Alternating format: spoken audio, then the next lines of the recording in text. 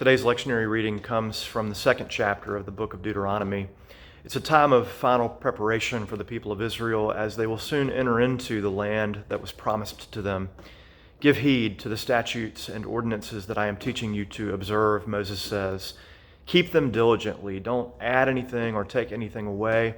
Watch yourselves closely and teach it all to your children.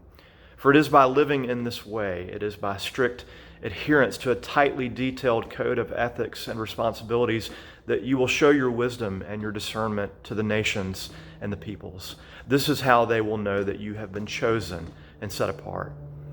The problem, of course, for the nation of Israel and for us today is that taking on this yoke of obedience, keeping strict order, sacrificing our own self-interests for the good of the whole, it has never been, nor will it ever be, easy or natural. Part of what makes social distancing and staying so close to home so uncomfortable is that it violates our sense of freedom, or so we think. We aren't able to go and do as we please. We're forced to be mindful of the needs of others. And our connection to those around us, especially the most vulnerable, is actually what's dictating our actions and behavior. But there is something liberating and life-giving about order, about law, and about limitations.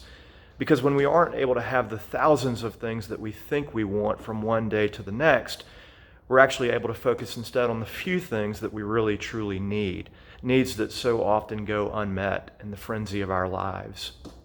The law, which Moses implored his people to follow so closely and carefully, is really all about loving God and loving our neighbors. It's about honoring our family and those in our community. And it's about being honest with ourselves and with each other and upright in all of our dealings. Perhaps then this time of increased isolation can be a time for us of purification and healing, just as the wilderness wandering was for the people of Israel.